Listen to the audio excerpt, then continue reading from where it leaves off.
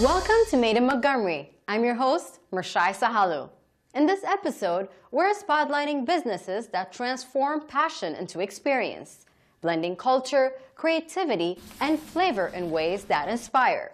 Each story shows how entrepreneurship can connect people, celebrate heritage, and bring new ideas to life. We begin with Mandalay Restaurant, a family-owned Burmese restaurant known for bringing authentic flavors and generations of tradition to Silver Spring. In our local business community, leadership and resilience takes the form of cultural pride and culinary excellence. In the heart of Silver Spring, Mandalay Restaurant isn't just serving Burmese cuisine. It's serving a legacy of leadership, family, and resilience. What would you guys like to try? Joe Mean and his family first opened a humble donut shop in College Park, Maryland. To introduce their culture and make extra income, they began serving traditional Burmese dishes on the side. And the response was overwhelming. If anybody want to eat, let's put in the try our Burmese food. So we started that way. In about 6 to 8 months, it took off. So a lot of people want more seat. After witnessing the community's enthusiastic response to their cuisine, the Mean family took a leap of faith. Looking for a bigger space, they moved to Silver Spring, and in 2000, opened the doors to Mandalay Restaurant. Oh, this looks delicious. Thank you. Since then, Mandalay has become a symbol of perseverance, bringing authentic Burmese cuisine and culture to the region despite challenges like a recession, a pandemic, and ongoing construction. Joe believes the restaurant's resilience comes from the strong sense of teamwork behind it. A family and staff who support one another and push through together. We had to support our families, my employees, their families. So we just got to try to work harder. No one just like, this is only my job. No, they just like, if they need somewhere else, they would jump in. Same thing with the other one. Everybody work together. All right, what can I get for you? I'd like to get a chicken noodle soup. For Joe, serving Burmese food is about more than just flavor. It's about storytelling, starting with the restaurant's name, Mandalay, the former royal capital of Myanmar. We want people to know where Burma is. It's called Myanmar now. Not a lot of people know. Mandalay was the first capital when we had kings and queens. A lot of people know about our culture, but they need to know where Myanmar is. We're cooking onion curry. This is a pork belly dish. For Joe, authenticity is everything. That's why you won't find fusion or shortcuts on the menu. Every dish reflects the true flavors of Myanmar. This is a chicken and coconut. A conscious choice to preserve his heritage and honor his roots. We keep our food traditional, and we make it the way that it was supposed to be made, and it's showed by how the food is, how you draw people in. The food's good, everybody show up. So that's the main thing, that we keep our food quality and basically taste good. We cook the food the way that we like to eat. If I don't want to eat it, I don't want to serve them. That's basically how we want to treat our customer, as in like family, as eating the same way that we want to eat. Thank you, boss. Thank you very much. From humble beginnings to a cornerstone of the community, Mandalay is a testament to the strength of culture, family, and perseverance. Next, we head to Rockville, where Botanero Restaurant is redefining the idea of gathering. With small plates, global influences, and a warm, inviting space, it has built a cultural hub centered around flavor, community, and the joy of sharing a meal. Husbands and co-owners Ken Skidmore and Julio Febrer are making their mark. with bold flavors and even bolder pride. We both were working in another restaurant, and so we just jumped on the idea to do our own thing instead of managing for somebody else, just like take full control of the business and run with our vision. It's the love for food and the love for people. So a restaurant also represents a family gathering, so that's what we love to do. So we have the same heart for restaurant business. At Botanero Restaurant in Rockville, food tells a story of heritage, family, and love. This is amazing! So good. We try to be a fusion concept in the food that we're trying to serve. We love to travel, we like to try foods from all over the world, and we love the small plates concept, just the tiny dishes that people can share across the table with each other. In the rhythm of the kitchen and the clink of glasses, Ken and Julio's pride is ever present. Quiet, warm, and deeply rooted. For them, Pride Month is more than a celebration. It's a reminder of visibility, voice, and love. It's just a chance to like celebrate who we are and being fortunate enough to live in a community where generally we're well embraced. It's a celebration, and we are celebrating the individuals that allow us to be how we are now and to have a voice. They also believe in paying it forward, actively supporting the same community that has embraced them through fundraising, volunteering, local partnerships, and creating a welcoming space for all. I grew up in a low-income family in Uruguay, and my mother always say, even if you have a little bit, you have to share. Be in the community, be part of the community, give to the community, and the community will give back to you. It's not just take, and take. You have to be part and make a change. When you walk into Botanero, one of the first things you can't help but notice is the impressive and extensive selection of wines lining the shelves.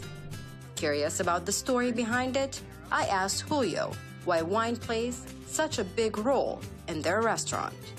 Wine in Uruguay is a big part of the culture. So growing up, it was the main focus on a dinner table was wine. So I started getting into wines years ago, and I love it. I love the fun playing with the wines and the food, the flavors, and also the laughter and the get-together with family. There we go. Took a few tries, but we ended up doing it. Some of the wines here are minority winemakers, and then some of them is also giving back to their community in different ways. In this case, it's through an animal species. In other cases, are through like water access to villages. So it's the fun to enjoying the wine and giving to other communities. Yeah, drinking wine with a cause. Yes, it's drinking wine with a cause. They've made Botanero a place where love is always on the menu, and everyone has a seat at the table. For the new generations of the kids, to not be afraid to have a setback, just push forward and do it one step at a time. And then get your voice out, your work done, and then move with it. Make a change. Ken and Julio remind us that sometimes the most radical thing we can do is gather in love. We are Montgomery County. And finally, we visit Edge Floral Event Designers, a business that's turning artistry and innovation into unforgettable experiences. Mike Springers has the story. I'm Stephen Ornstein, the owner of Edge Floral Event Designers, and this is my little palace. Let me show you my office.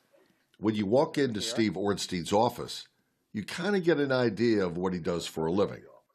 Within here is probably about 80 to 90 plants between here and my conference room, which is adjoining here. I'll take you on the cooler side, as they say. Ornstein is the owner of Here we go, like this. Edge Floral Event Designers. Ornstein has carried on the family tradition since 1979. My mom and I worked so well together. I was doing this with her from the very beginning, so I was like 11 years old. Edge Floral gets their flowers from everywhere. Well, we get our cut flowers locally from various vendors, but they come from around the world, from Holland, Ecuador, Hawaii, even Canada with some things. Ornstein also takes care of plants. I'm also considered the plant doctor. So the plant doctor, or a staff member like Pam Bernard, we have to lift everyone out. will make house calls. Usually with too much yellow, it's either too much water or not enough water. To tend to your plants, to get to the root of any problem. This is a meter. It's a water meter. And you can see it's dry. This company in Rockville has had some high-profile clients over the years, like actor and comedian Kevin Hart. Did Kevin Hart's wedding in California. Just a great guy to work with. But most of Edge Floral's business is just taking care of anyone's needs during special events. We do social as well as private events, anything from weddings to bar mitzvahs. We do about 700 events a year, so it's pretty busy. I mean, sometimes you deal with clients that can be very, very hard to work with. And but the thing is, no matter how they are, obviously they have feelings and they have a certain desire for certain things, so I do try to put myself on their side as well when we try to design something for them. But Edge Floral is way more than just flowers and plants.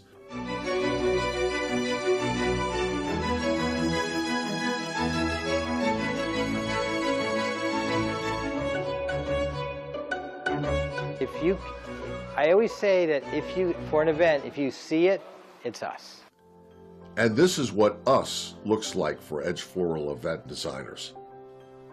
A tapestry of different pieces that fit together to form an unforgettable image for their clients. Our philosophies have always been the same. We want to create a great rapport with our clients and a pleasant atmosphere when we decorate for them. No event is going to be the same as the last, and we're only as good as our last event. So when it comes to someone who wants something, we got to come up with those ideas. We don't want it to be the same old thing every single time. So this is where they do all the work here. And like his office, Steve Ornstein's two warehouses, 11,000 square feet to almost 20,000 square feet. And within 6 months, we outgrew this place.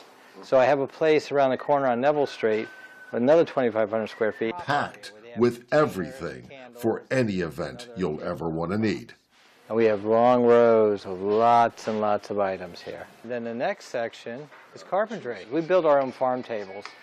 We have probably about 30 farm tables. There's a little boat up there. It was in the Eastern Shore in water with flowers coming out of it in St. Michael's. When someone calls and says, do you have hopas? I ask them in return, what style are you looking for? And sometimes people don't, there's a choice? I go, yeah.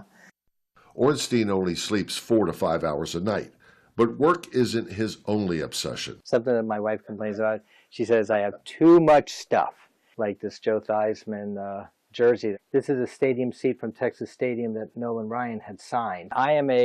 Growing up, I'm a massive Speed Racer fan. My very first car, which was a hand-me-down from my dad, is a 66 Dodge Cornet. It was actually used in a James Caan movie, a movie called To Hide in Plain Sight. So my walls have a lot of stories to them. Steve Ornstein realizes his business pays the bills. His collection of things, well, they're fun, but he receives fulfillment and purpose in his life in another way. I'm a strong believer in volunteering and helping. I've been with Montgomery County Police since '97. I work in their satellite station. Ornstein has also been recognized for his contribution to the nonprofit group Caring Matters. It's an organization that deals with grief and loss. I always say I'm not the richest guy in the world, I'm not the poorest guy, but if I can volunteer not only my funds, but also myself, I feel better, I feel more complete. So if you have a special event, Edge Floral Event Designers can handle all your needs. Come see Steve Ornstein. People just kind of walk in there, they walk around like it's a little mini museum. The tour of his office is worth the trip. I had the real deal of one of these cars. In Rockville, I'm Mike Springworth reporting. And that wraps up this edition of Made in Montgomery. For County Cable, I'm Mershai Sahalu. Thanks for watching.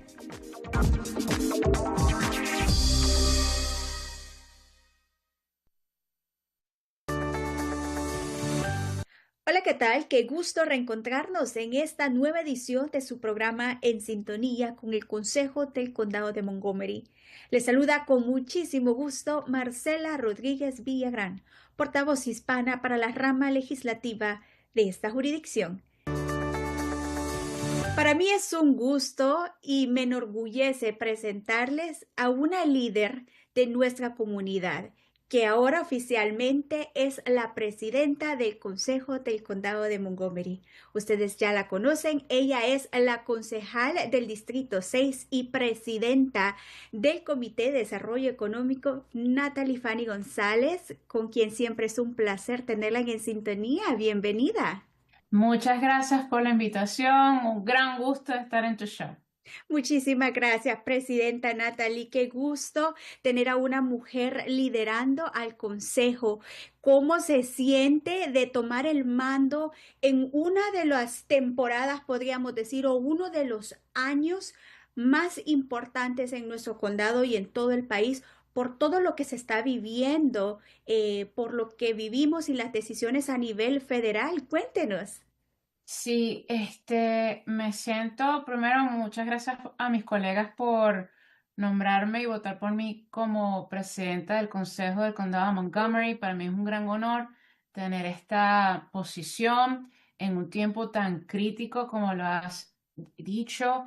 Yo creo que no se han visto tiempos así desde hace años, porque la persona que tenemos ahorita como presidente de Estados Unidos es una persona que lamentablemente tiene una agenda de odio y es su segundo término como presidente, pero en esta ocasión llega más con una agenda más pronunciada, especialmente en contra los latinos y los inmigrantes. Entonces, el hecho que esté pasando estas cosas también me motiva. Estoy viéndola a ser una presidenta con más decisión para no solamente proteger a nuestra comunidad, al condado de Montgomery, pero realmente sin titubear, realmente defender a la comunidad inmigrante como soy yo. Yo soy la única inmigrante en el Consejo del Condado de Montgomery y por ende es que estoy presentando una legislación que se llama el Acta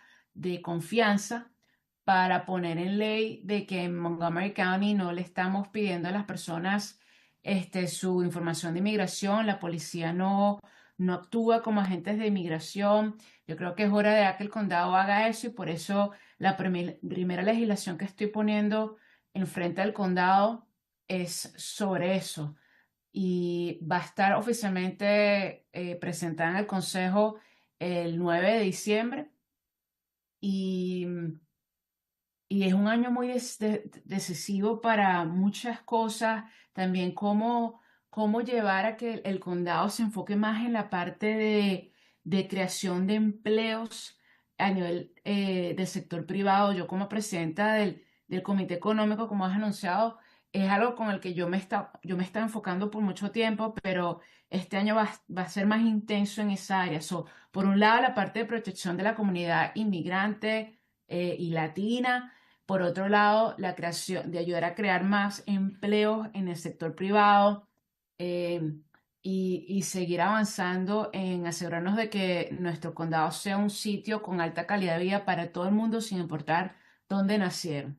Así es, y recalcando sus palabras, ustedes de origen venezolano, inmigrante, creo que para nuestra comunidad en general, pero sobre todo nuestra comunidad inmigrante, nos llena de orgullo que usted tome este puesto porque usted sabe de primera mano lo que es ser inmigrante, lo que se siente y sobre todo el temor que puede llegar a ser de gran escala en estos momentos. Entonces, la legislación del acta de la confianza es crítica porque le dará esa tranquilidad a nuestra comunidad. En estos momentos hay confusión porque a veces se les hace difícil identificar a los agentes policiales.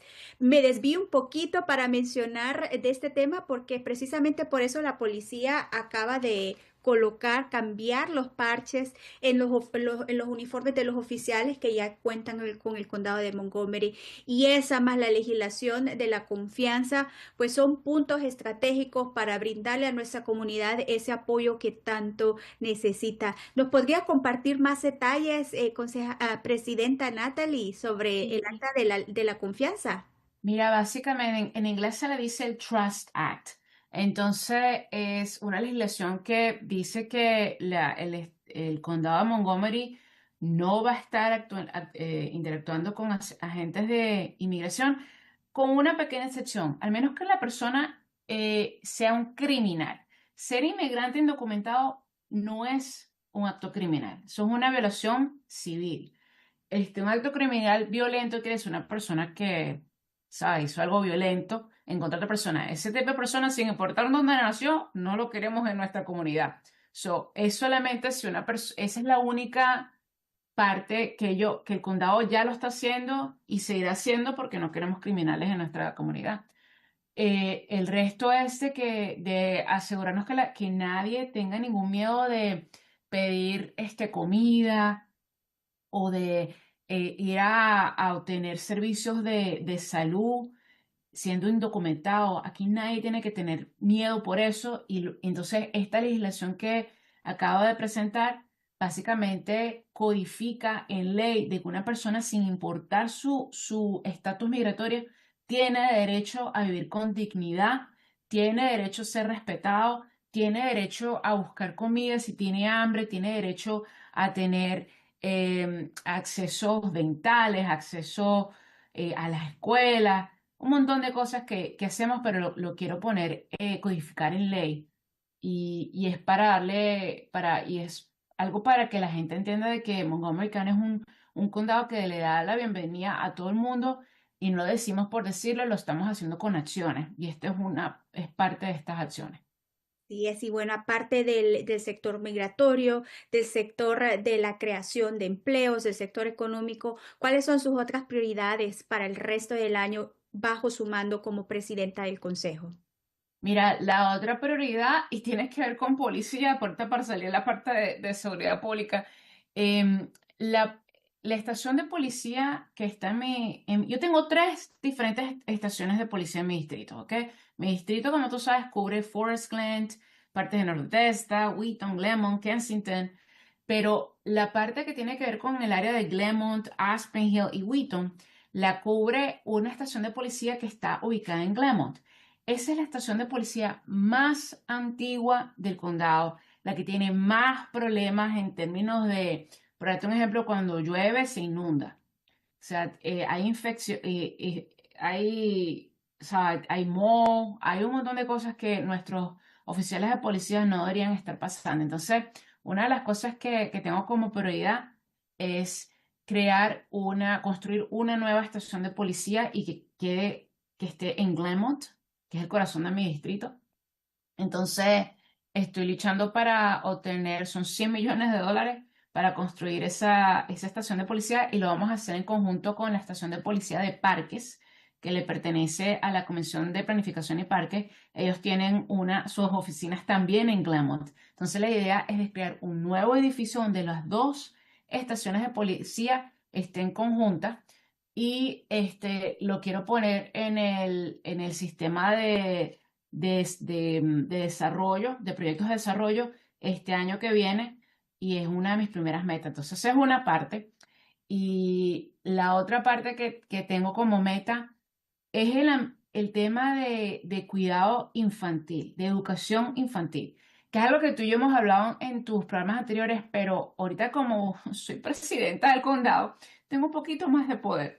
Y para mí es fundamental de que cada niña y niño en el condado de Montgomery que tenga menos de 5 años, esa niña y niño tienen el derecho de tener una educación que les dé la fundación que necesitan para cuando estén en kindergarten ya estén preparados. Entonces, mi meta es ampliar y crear más sillas donde las mamás y los papás que tienen hijos chiquitos puedan poner a sus hijos en estos cuidados de educación infantil, porque eso los prepara para que cuando estén en kindergarten ya estén listos. Y eso tiene que ver mucho con mi situación como presidenta del Comité Económico, porque hay que verlo como esta es la manera de preparar la futura fuerza laboral. Hoy en día, especialmente después de la pandemia, todavía tenemos niños que están entrando a kindergarten, para serte sincera, que ni siquiera saben usar el toilet. Entonces tienes maestros de kindergarten que aparte de estar enseñándolos a leer y escribir, cosa que ya los chicos deberían ya estar listos, saber los números, muchos chicos no saben esas cosas todavía y ni siquiera saben ir al baño solo. Eso es un gran problema.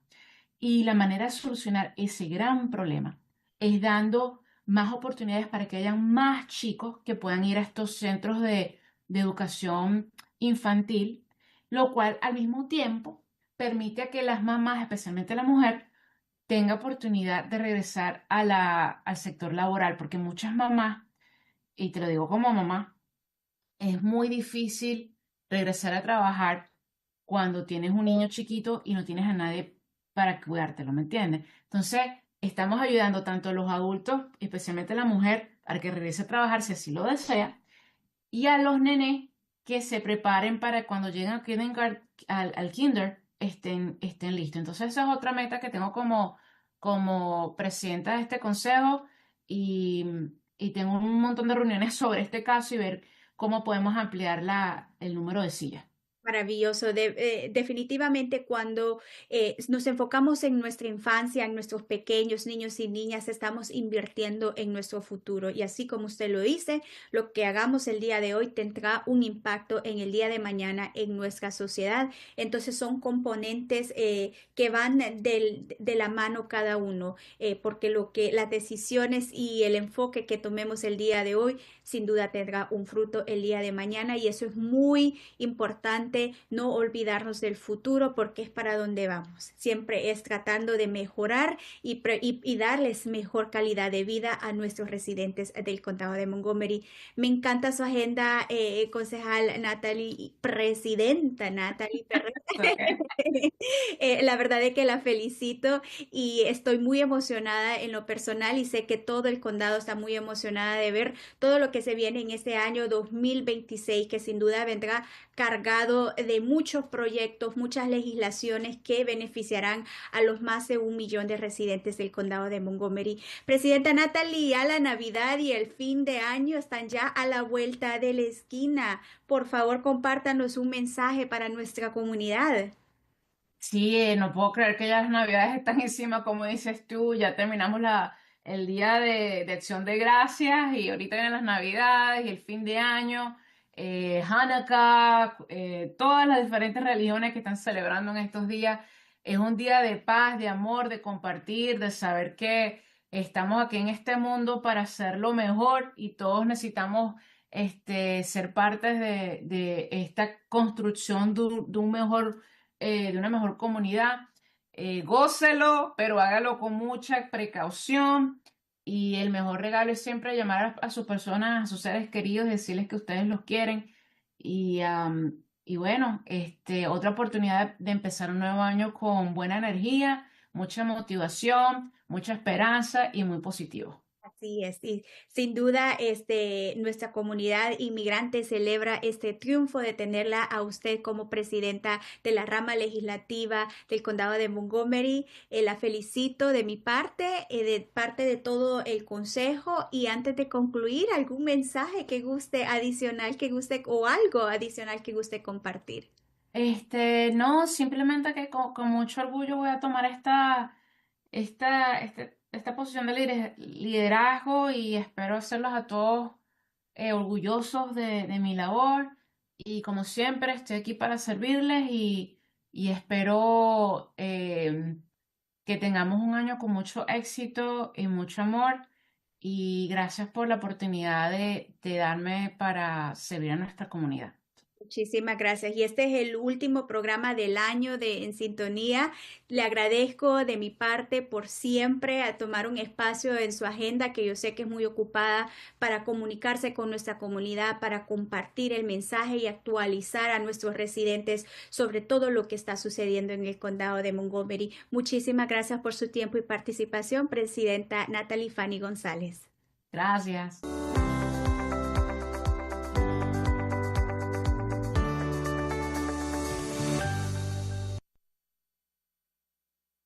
Hello. The Montgomery County Council has elected new leadership for the year ahead.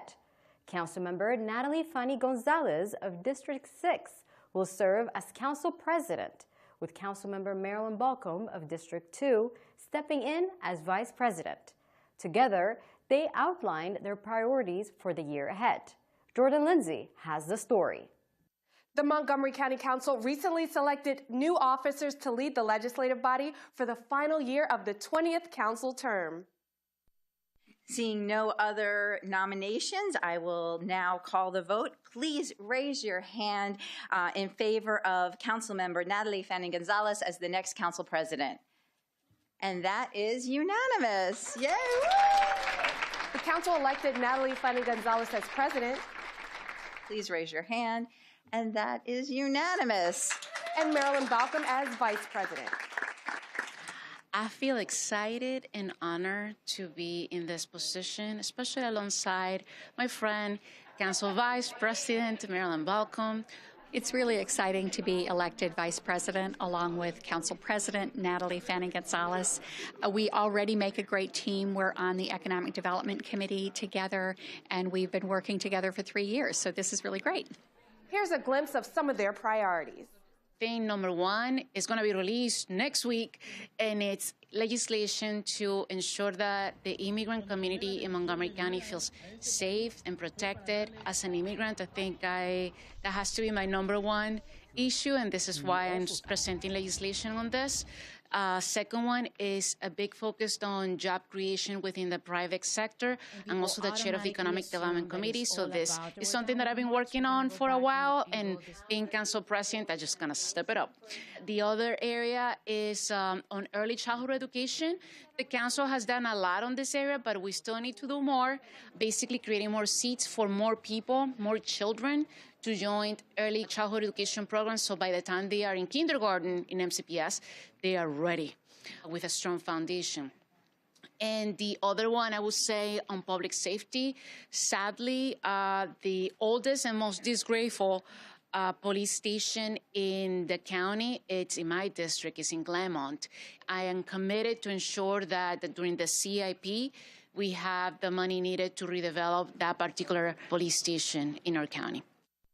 As Vice President, you're closer to the action in terms of setting the agenda and really leading the council. I think that that's the most important part, is to show leadership with the team, which is what the prior leadership has always done. When I think about this role, I look at people who've done it before me. Council President Stewart did such a fantastic job, and of course, Council Vice President Jawando, and it really set the tone. And so I'm looking to the prior leaders as my role models. They both will serve one-year terms as council officers. Jordan Lindsay, reporting in Rockville.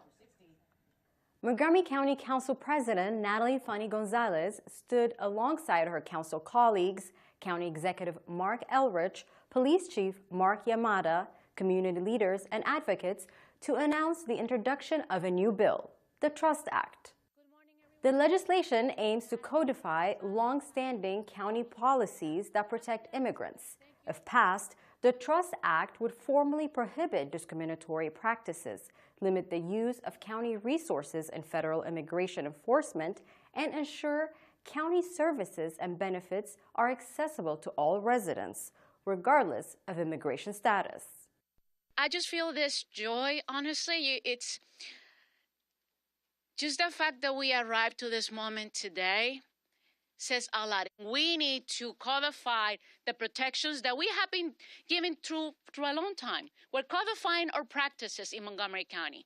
The Montgomery County police officers and myself, we do not care what language you speak. We do not care what the color of your skin is or where you were born. We want you to be able to come forward and help us to enhance overall community safety and well-being. If approved, the bill would make Montgomery County's existing protections permanent, reinforcing the county's commitment to equity, public safety, and dignity for every resident. Well, that does it for this edition of Council in Brief. I'm Rashai Sahalu. Thanks for watching.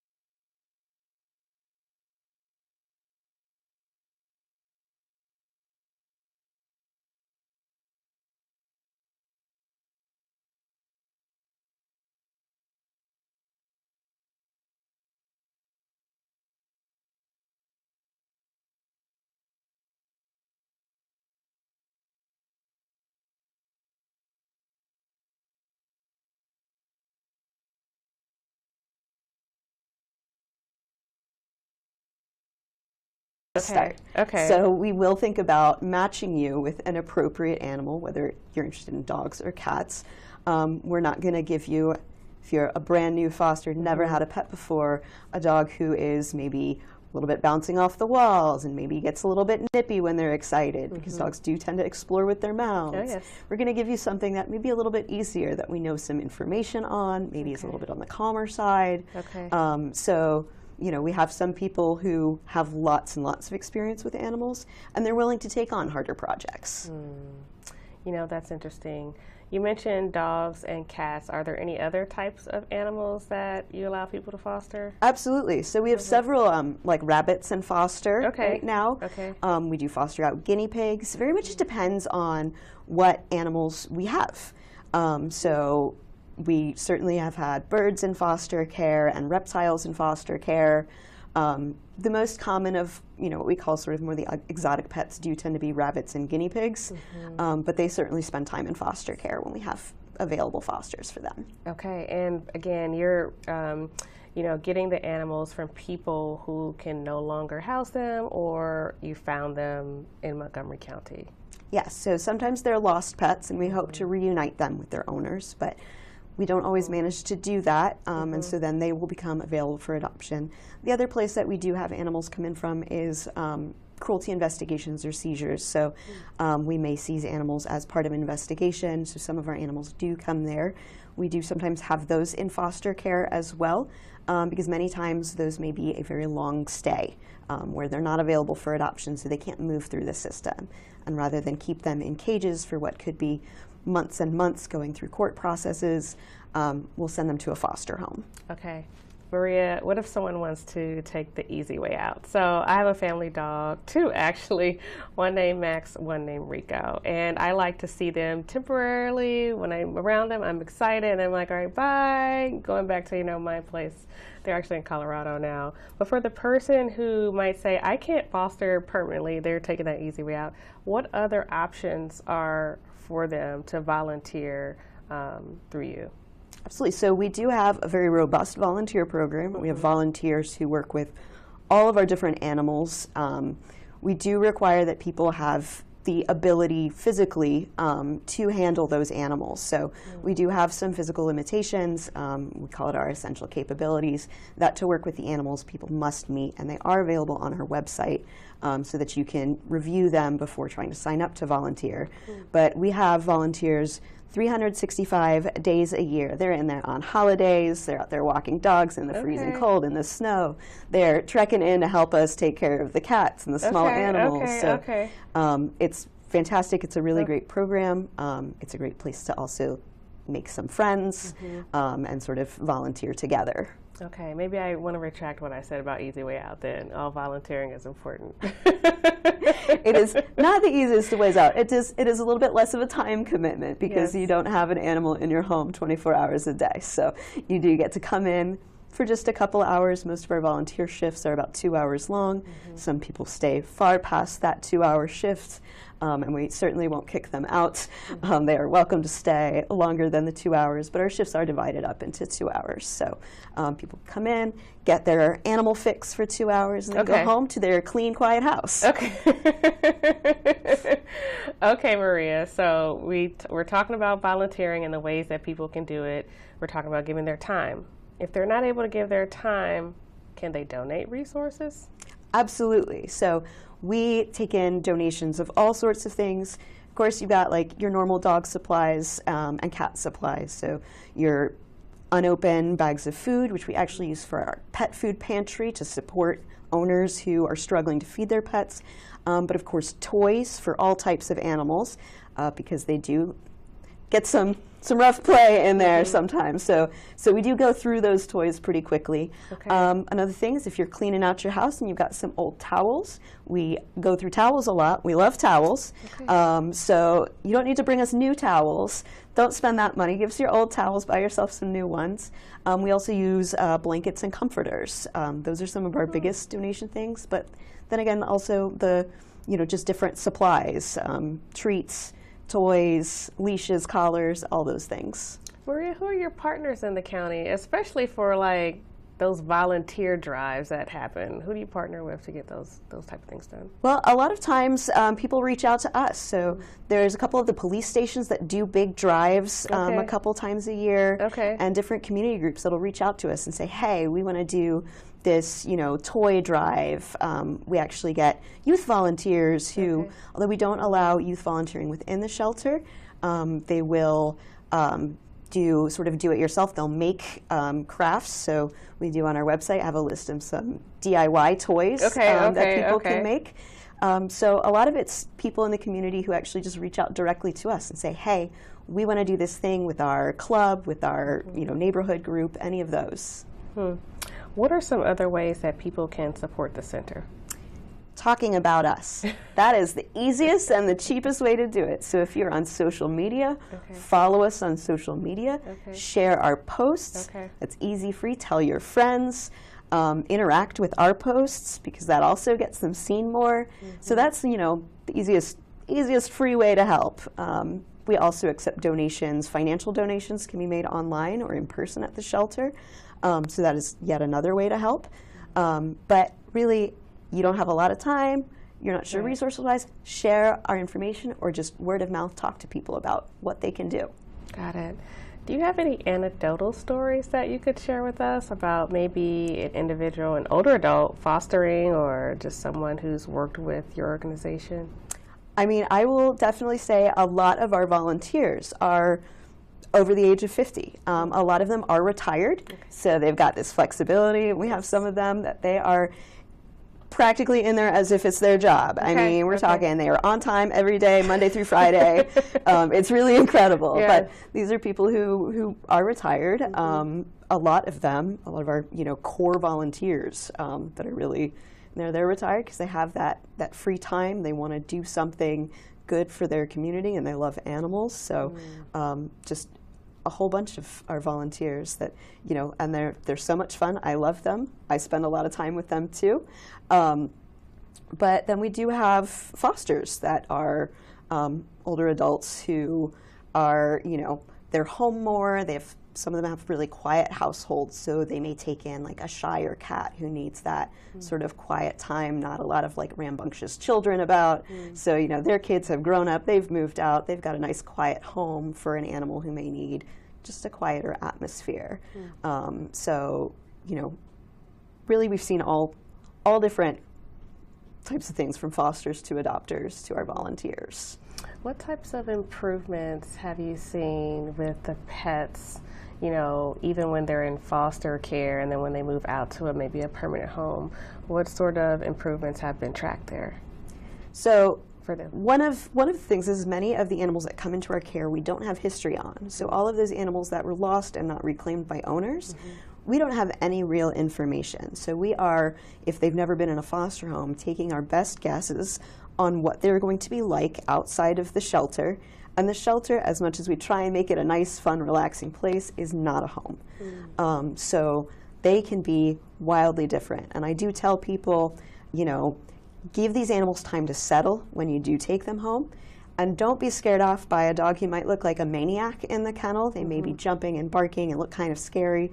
And then you take them out of that kennel or out of the environment and they get a chance to relax, they sleep, they get to play, and they're not nearly so cooped up and frustrated. So never judge one of these animals by their behavior in the shelter because it's often wildly different once they're in a home environment. So when we have animals in foster, we get to learn all of those things about them. We get to learn, how they do on walks out in a neighborhood when they see other pets, how they do they sleep through the night, how's their house training, are they going to chew on somebody's shoes, and gather all of those like little bits of information that can help us prepare their adopter, like, okay, make sure that you put your shoes away with this dog, or you are going to need to work on house training. They've been working on it in their foster home, but we also, with our fosters, they'll start working on training, so those dogs will also learn more. Cats get a chance to decompress and just relax and come out of their shells. So we see cats who were hissy and scared in the shelter. spend time in foster, and then they're lap cats, they're out and about, having fun, having a good time. So those animals in foster, we just get so much more information to help us find them the next home. Wow. So the foster parent is tracking that information for you all, or the behavioral health person you said might come out? So we reach out to our foster homes and ask them how things are going. Yeah. We do have a form we'll have them fill out that sort of collects some of that basic information. We love the more information we have, the better. So we will regularly check in. It's also great if somebody just reaches out directly to us of our fosters, because we do tend to have a lot of animals in foster homes. But the other thing is that when people reach out who are interested in adopting an animal in foster, we have them speak directly to the foster. And that also gives them a chance to really learn more about what it will be like bringing that animal into their own home. Because the foster is going to be the one best equipped to tell you how to make this successful, because they've already succeeded in integrating this animal into their household. So a lot of our information, you know, that we get from these pets, even ones that we had some information on as owner surrenders, we can just get so much more from our foster homes. Yeah. All right, Maria, I told you I have 2 family pets, Max and Rico. What about you? Do you own pets? Absolutely. Okay. I have 2 dogs, and I foster. So I am one of the fosters for Montgomery County. Awesome. I take on those more difficult animals. So it's your troublesome creatures. So right now I do have a foster dog. I have fostered probably over the past 4 years close to 30 different dogs. Many of which really struggled in the shelter environment, some of which were ones that we were unsure whether or not they would be safe to adopt out because of their behavior in the shelter. And, you know, bringing those animals home and seeing just this change is so rewarding. And I mean, I tell people one of my tricks to not adopting fosters is that I always take something that's slightly annoying, because then I have all of these fond memories of, you know, all these quirky things that dog did. But when they leave my house, I am so relieved that I'm like, thank goodness the dog has left, you know, but I get to like look back and be like, oh, don't you remember Noodle and these stupid things he used to do? Or remember Bruce and that time he chewed my Kindle? I loved Bruce. So we have these fun memories, but I'm also really grateful that they are no longer in my house. Well, Maria, I know that you brought a special guest with you today, and when we come back, we'll bring that guest out. Did you know there are more than 10,000 county government phone numbers? But there's only one number you need to remember for non-emergency calls, 311.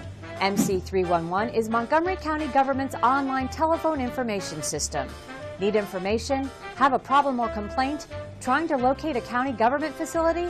Call 311. The call center is open Monday through Friday, 7 a.m. to 7 p.m. The website is available 24 hours a day, 7 days a week. Mom was always very self-sufficient, but we started noticing things were off. I was forgetting my responsibilities at work. I told Mom we should visit a doctor. Alzheimer's. It was hard to hear that. Early detection gave us time to seek information and support as a family.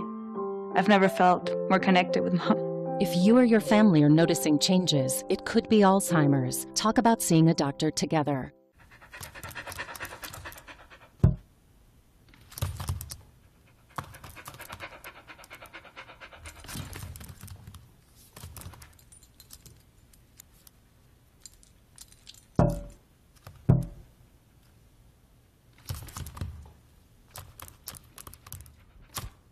There's a shelter pet who wants to meet you. Meet one today. Visit theshelterpetproject.org. Adopt. An estimated 124,000 tons of food scraps are thrown away each year in Montgomery County. Reducing food waste begins with you. Here's how. Plan meals in advance, make a shopping list, and check expiration dates. Cook the food you buy. Cook smaller portions to reduce leftovers. Save extra food in reusable containers. Add a label with the contents and date. Let's keep food out of the waste stream and aim for zero waste. Visit montgomerycountymd.gov/reduce food waste or call 311 to learn more. There is a road laid out for me, leading boxes everywhere. And this is gonna be Addie's room. I think you're really gonna like it. I hope so. Yeah. I know this road is there for me. There is a long way. First night here, but Amy seems cool. The waist down by the river. I am blind, but I need not see. I got this. I know this road is there for me. Okay. If I'm really free, take me down to the river and wash me.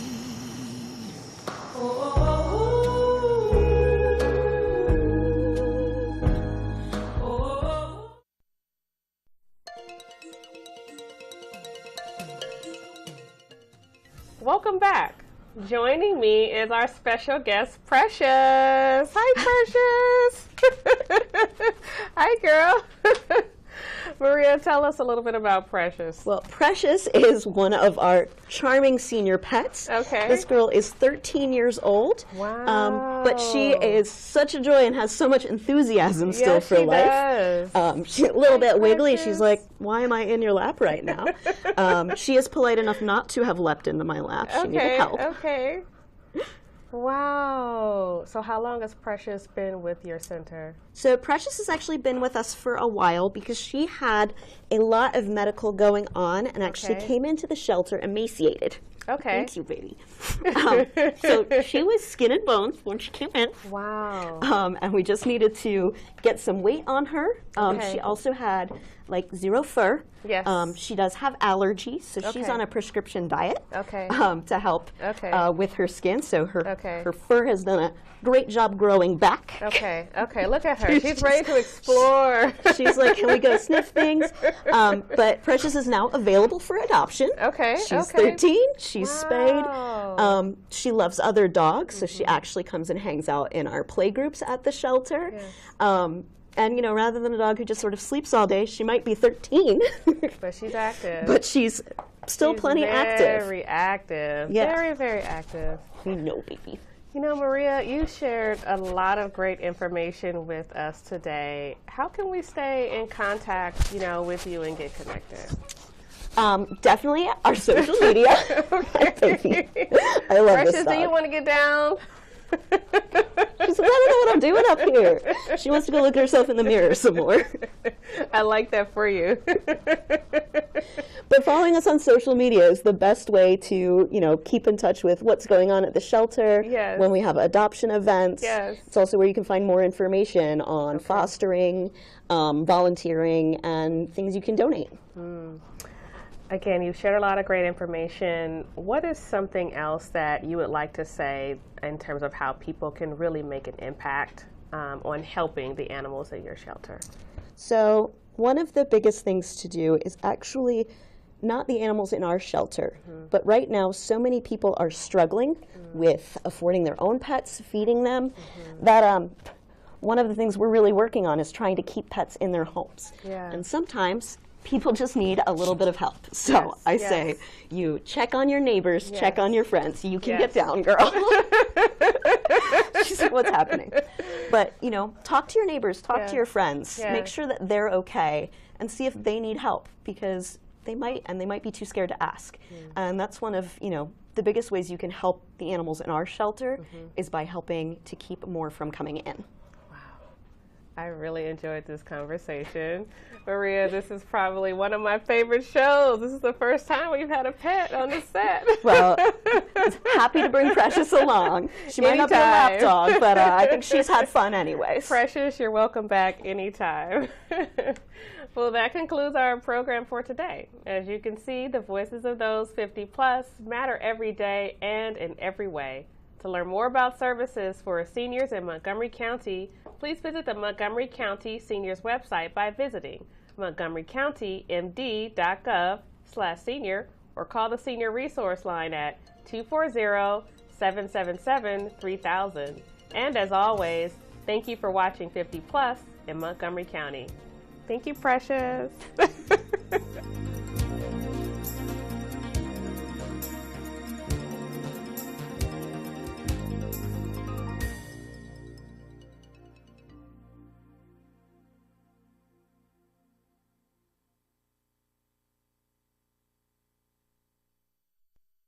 You are loved. You are valued. You are resilient.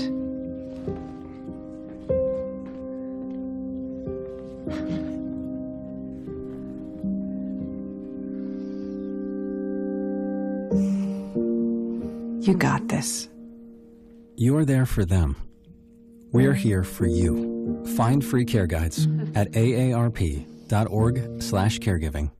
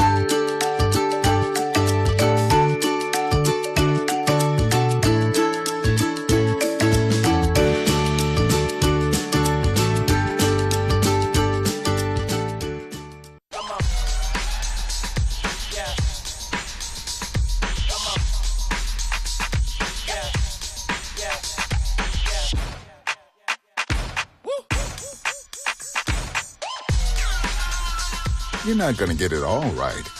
Just make sure you nail the big stuff, like making sure your kids are in the right seat for their age and size. Get it right at nhtsa.gov/the-right-seat. Ride on Flex, Montgomery County Department of Transportation's on-demand transit service to help you get around in defined Rockville and Glenmont-Wheaton zones. There are no fixed stops or schedules. Just use the Ride on Flex app or call 240-301-3842 to book your ride. Curb-to-curb service is available for people with disabilities. Standard ride-on fare policy applies. Visit rideonflex.com for service areas and hours of operation.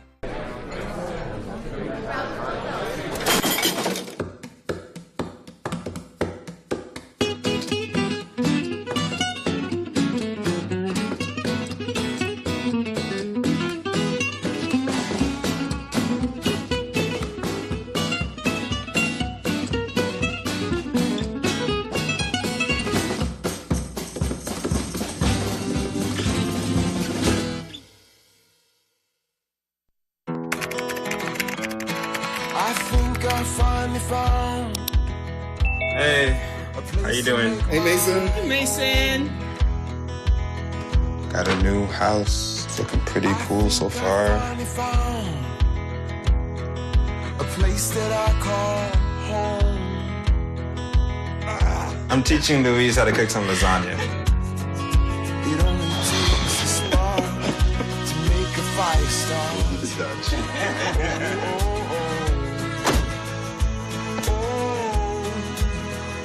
Thank you. Study, please.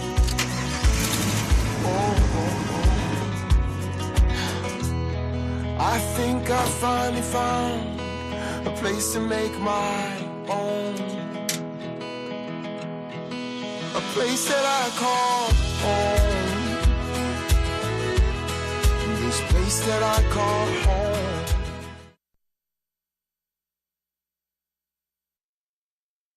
Montgomery. There are no reported accidents or delays on the major roadways of Montgomery County at this time. We will continue to monitor transportation conditions throughout the day. When those conditions change, this station is updated with up-to-date transportation information to aid you in your daily commute. You are listening to the Montgomery County Transportation Management Center's Travelers Advisory Radio System, WPBJ 590 AM on the Interstate 270 corridor, WPDD 1070 AM on the US 29 corridor, and on County Cable Montgomery. There are no reported accidents or delays on the major roadways of Montgomery County at this time. We will continue to monitor transportation conditions throughout the day. When those conditions change, this station is updated with up-to-date transportation information to aid you in your daily commute. You are listening to the Montgomery County Transportation Management Center's Travelers Advisory Radio System, WPBJ 590 AM on the Interstate 270 corridor, WPDD 1070 AM on the US 29 corridor, and on County Cable Montgomery. There are no reported accidents or delays on the major roadways of Montgomery County at this time. We will continue to monitor transportation conditions throughout the day. When those conditions change, this station is updated with up-to-date transportation information to aid you in your daily commute. You are listening to the Montgomery County Transportation Management Center's Travelers Advisory Radio System, WPBJ 590 AM on the Interstate 270 corridor, WPDD 1070 AM on the US 29 corridor, and on County Cable Montgomery. There are no reported accidents or delays on the major roadways of Montgomery County at this time. We will continue to monitor transportation conditions throughout the day. When those conditions change, this station is updated with up-to-date transportation information to aid you in your daily commute. You are listening to the Montgomery County Transportation Management Center's Travelers Advisory Radio System, WPBJ 590 AM on the Interstate 270 corridor, WPDD 1070 AM on the US 29 corridor, and on County Cable Montgomery. There are no reported accidents or delays on the major roadways of Montgomery County at this time.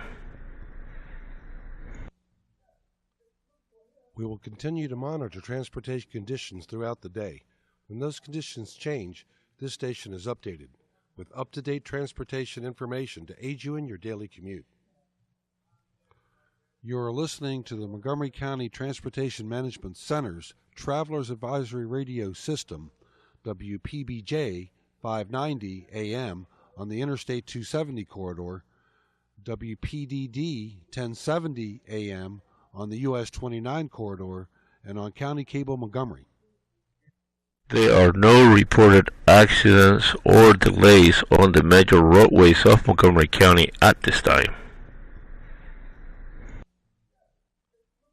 We will continue to monitor transportation conditions throughout the day.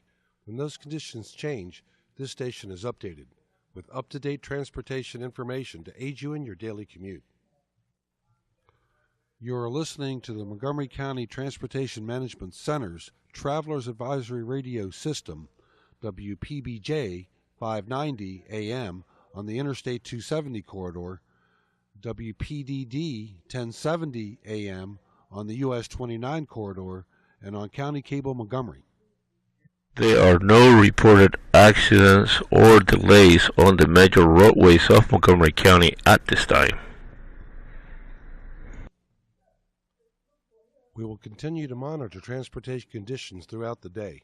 When those conditions change, this station is updated with up-to-date transportation information to aid you in your daily commute.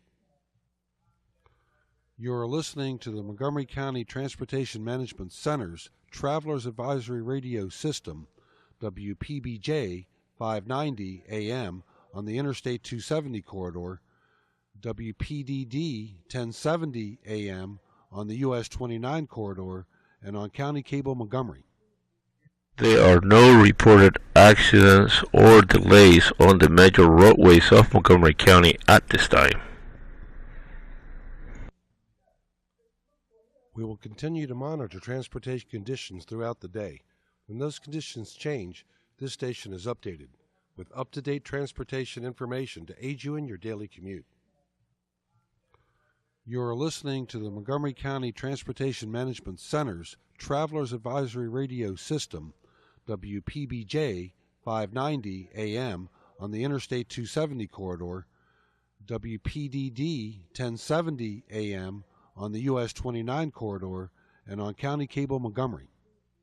There are no reported accidents or delays on the major roadways of Montgomery County at this time.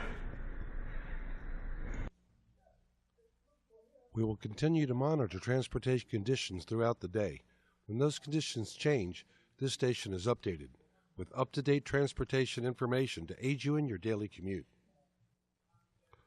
You are listening to the Montgomery County Transportation Management Center's Travelers Advisory Radio System, WPBJ 590 AM on the Interstate 270 corridor, WPDD 1070 AM on the US 29 corridor, and on County Cable Montgomery. There are no reported accidents or delays on the major roadways of Montgomery County at this time. We will continue to monitor transportation conditions throughout the day. When those conditions change, this station is updated with up-to-date transportation information to aid you in your daily commute. You are listening to the Montgomery County Transportation Management Center's Travelers Advisory Radio System, WPBJ 590 AM on the Interstate 270 corridor, WPDD 1070 AM on the US 29 corridor, and on County Cable Montgomery. There are no reported accidents or delays on the major roadways of Montgomery County at this time. We will continue to monitor transportation conditions throughout the day. When those conditions change, this station is updated with up-to-date transportation information to aid you in your daily commute. You are listening to the Montgomery County Transportation Management Center's Travelers Advisory Radio System, WPBJ 590 AM on the Interstate 270 corridor, WPDD 1070 AM on the US 29 corridor, and on County Cable Montgomery. There are no reported accidents or delays on the major roadways of Montgomery County at this time. We will continue to monitor transportation conditions throughout the day. When those conditions change, this station is updated with up-to-date transportation information to aid you in your daily commute. You are listening to the Montgomery County Transportation Management Center's Travelers Advisory Radio System, WPBJ 590 AM on the Interstate 270 corridor, WPDD 1070 AM on the US 29 corridor, and on County Cable Montgomery. There are no reported accidents or delays on the major roadways of Montgomery County at this time. We will continue to monitor transportation conditions throughout the day. When those conditions change, this station is updated with up-to-date transportation information to aid you in your daily commute. You are listening to the Montgomery County Transportation Management Center's Travelers Advisory Radio System, WPBJ 590 AM on the Interstate 270 corridor, WPDD 1070 AM on the US 29 corridor, and on County Cable Montgomery. There are no reported accidents or delays on the major roadways of Montgomery County at this time. We will continue to monitor transportation conditions throughout the day. When those conditions change, this station is updated with up-to-date transportation information to aid you in your daily commute. You are listening to the Montgomery County Transportation Management Center's Travelers Advisory Radio System, WPBJ 590 AM on the Interstate 270 corridor, WPDD 1070 AM on the US 29 corridor, and on County Cable Montgomery. There are no reported accidents or delays on the major roadways of Montgomery County at this time. We will continue to monitor transportation conditions throughout the day. When those conditions change, this station is updated with up-to-date transportation information to aid you in your daily commute. You are listening to the Montgomery County Transportation Management Center's Travelers Advisory Radio System, WPBJ 590 AM on the Interstate 270 corridor, WPDD 1070 AM on the US 29 corridor, and on County Cable Montgomery. There are no reported accidents or delays on the major roadways of Montgomery County at this time. We will continue to monitor transportation conditions throughout the day. When those conditions change, this station is updated with up-to-date transportation information to aid you in your daily commute. You are listening to the Montgomery County Transportation Management Center's Travelers Advisory Radio System, WPBJ 590 AM on the Interstate 270 corridor, WPDD 1070 AM on the US 29 corridor, and on County Cable Montgomery. There are no reported accidents or delays on the major roadways of Montgomery County at this time. We will continue to monitor transportation conditions throughout the day. When those conditions change, this station is updated with up-to-date transportation information to aid you in your daily commute. You are listening to the Montgomery County Transportation Management Center's Travelers Advisory